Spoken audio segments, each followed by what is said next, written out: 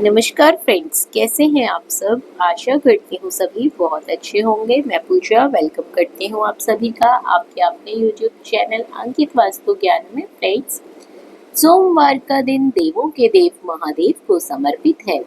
इस दिन पूजा करने से भगवान शंकर बेहद प्रसन्न होते हैं।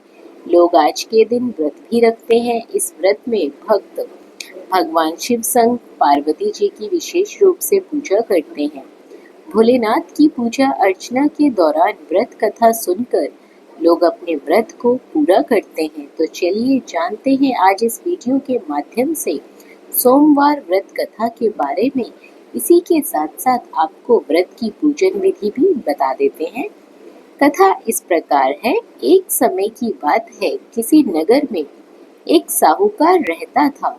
उसके घर में धन की तो कोई कमी नहीं थी, लेकिन उसके कोई संतान नहीं थी। इस कारण से वो बहुत दुखी रहता था। संतान प्राप्ति के लिए वो हर सोमवार को भोलेनाथ का व्रत रखा करता था। पूरी श्रद्धा भाव से, भक्ति भाव से हर सोमवार को शिव मंदिर में जाकर भगवान शिव और माता पार्वती की विशेष रूप से पूजा करता था। उसकी भक्ति से प्रसन्न होकर माँ पार्वती एक दिन बोली, भगवान शिव, उस साहूकार की मनोकामना पूरी कर दीजिए। उससे आग्रह करने लगी। इस पर भगवान शिव ने कहा, हे पार्वती, इस संसार में हर प्राणी को उसके कर्मों के हिसाब से ही फल मिलता है। जिसके भाग्य में जो होगा उसे वो भोगना ही पड़ता है। लेकिन माता पार्वती ने साहूकार की भक्ति का मान रखने के लिए भगवान शिव से एक बार फिर अपनी इच्छा बताई। शिवजी ने माता पार्वती के आग्रह पर साहूकार को पुत्र प्राप्ति का वरदान दे दिया। साथ ही ये भी कहा कि उसके बालक की आयु केवल और केवल 12 वर्ष ही होगी। साहूकार माता पार्वती और भगवान शिव की बातचीत को सुन रहा था। उसे भगवान के इस बात से न तो खुशी हुई न ही दुख हुआ। वह हमेशा की तरह शिवजी की पूजा करता रहा। कुछ समय बीत जाने के बाद साहूकार के घर एक पुत्र रतन का जन्म हुआ। जब उस बालक की उम्र 11 वर्ष हो गई तो उसे पढ़ाई के लिए काशी नगरी भेज दिया गया। साहूकार ने पुत्र के मामा को बहुत सारा धन देकर उसे काशी विद्या प्राप्ति के लिए ले जाने के लिए कहा। साथ ही मार्ग में यज्ञ कराते हुए जाने का आश्वासन भी दिया। साथ ही यज्ञ स्थल पर ब्राह्मणों को भोजन कराने और दक्षिणा देने के लिए भी कहा गया। अब क्या था, दोनों मामा भांजे साहूकार के निर्देश का पालन करते हुए यज्ञ कराते और ब्राह्मणों को दान दक्षिणा देते काशी की ओर चल पड़े। रात में एक नगर पड़ा जहाँ किसी राजा की कन्या का विवाह हो रहा था।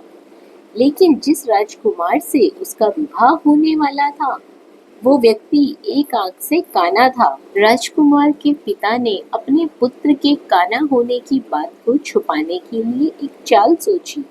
साहूकार के पुत्र को देखकर उसने सोचा, क्यों ना इस लड़के को दुल्हा बनाकर राजकुमारी से विवाह करा दूं। विवाह के बाद इसको धन देकर विदा कर दूंगा, फिर राजकुमारी को अपने नगर ले जाऊंगा। इसी तरह वह साहूकार लड़के को दूल्हे के वस्त्र पहनाकर राजकुमारी से विवाह करवा देता है। लेकिन साहूकार का पुत्र ईमानदार था, उसे ये बात अच्छी नहीं लगी। उसने मौका मिलते ही राजकुमारी की चुन्नी के पल्लू पर लिख दिया कि तुम्हारा विवाह तो मेरे साथ हुआ है, लेकिन जिस राजकुमार के साथ तुम्हें भेजा जाएगा वो व्यक्ति एक आंख से काना है। मैं तो काशी पढ़ने के लिए जा रहा हूँ। जब राजकुमारी ने चुन्नी पर लिखी हुई बात पढ़ी तो उसने अपने माता पिता को ये बात बताई। फिर राजा ने अपनी पुत्री को विदा नहीं किया, बारात को वापस लौटा दिया गया और दूसरी ओर मामा और भांजे साहूकार का पुत्र काशी पहुंच गया। वहां जाकर उन्होंने यज्ञ किया। जब लड़के की आयु 12 साल की हुई उसी दिन भी यज्ञ रखा गया। लड़के ने इस दौरान अपने मामा से कहा कि मेरी तबीयत कुछ ठीक नहीं लग रही है। मामा ने उसे अंदर सोने जाने के लिए कह दिया। शिवजी के वरदान के अनुसार कुछ ही देर में उस बालक के प्राण निकल गए। भांजे को मृत देख उसके मामा ने विलाप शुरू कर दिया। अब क्या था, संयोगवश उसी समय शिवजी और माता पार्वती उधर से गुजर रहे थे।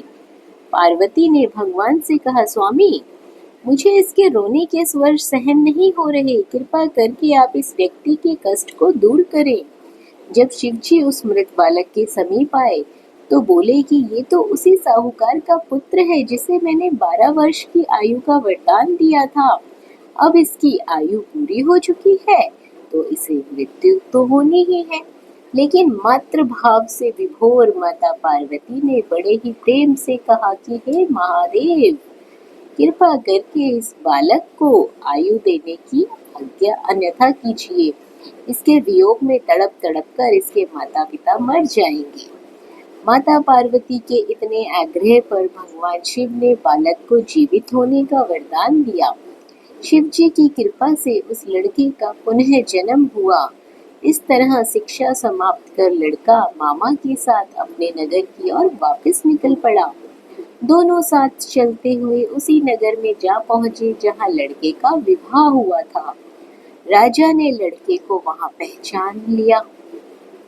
फिर महल में ले जाकर उसकी खूब खातिरदारी की और अपनी पुत्री को राजकुमार के साथ विदा किया। इधर भूखे प्यासे रहकर साहूकार और उसकी पत्नी अपने बेटे की प्रतीक्षा कर रहे थे। उन्होंने अपने बेटे की मृत्यु का समाचार मिलने पर स्वयं प्राण त्याग जाने का प्रण कर रखा था, परंतु अपने बेटे को जीवित होने का देख वो बेहद प्रसन्न हुए। उसी रात भगवान शिव ने साहूकार के स्वप्न में आकर कहा, हे श्रेष्ठी, मैंने तेरे सोमवार के व्रत करने और कथा सुनने से प्रसन्न होकर तेरे पुत्र की आयु लंबी होने का वरदान दिया है। इसी तरह सभी लोग भगवान शिव की तपस्या करते हैं, व्रत रखते हैं, कथा सुनते हैं और भोलेनाथ उन सभी की मनवांछित इच्छाएं पूरी करते हैं। तो फ्रेंड्स, ये थी सोमवार व्रत की पावन पुण्य कथा। आशा करती हूँ ये सभी कथा आपको जरूर पसंद आ रही होगी। आगे बात करते हैं सोमवार व्रत की पूजन विधि की। पूजन विधि बहुत ही सरल है। नारद पुराण में सोमवार व्रत की विधि बताई गई है।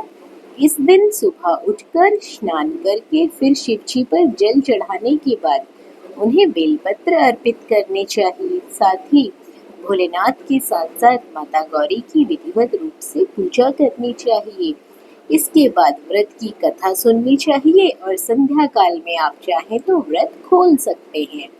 मान्यता के मुताबिक इस व्रत में 3 पहर के उपवास रखने पड़ते हैं, यानी कि 3 पहर पूरे होते ही शाम के वक्त आप लोग उपवास खोल सकते हैं। क्योंकि सोमवार व्रत 3 तरह के होते हैं। इनमें एक पहला आता है हर सोमवार व्रत, दूसरा होता है सौम्य सोमवार व्रत और तीसरा होता है 16 सोमवार व्रत। परंतु इन सभी व्रतों में पूजन विधि एक समान रहती है और भोलेनाथ की कृपा भी व्यक्तियों पर एक समान बरसती रहती है। तो फ्रेंड्स, आशा करती हूँ ये कथा, कहानी, पूजा विधि आप लोगों को बहुत अच्छी लगी होगी। वीडियो पसंद आई हो तो वीडियो को लाइक ज़रूर करें, कमेंट बॉक्स पर हर हर महादेव ज़रूर लिखें और यदि आप चैनल पर पहली बार आए हैं तो चैनल को सब्सक्राइब ज़रूर कर लें। धन्यवाद।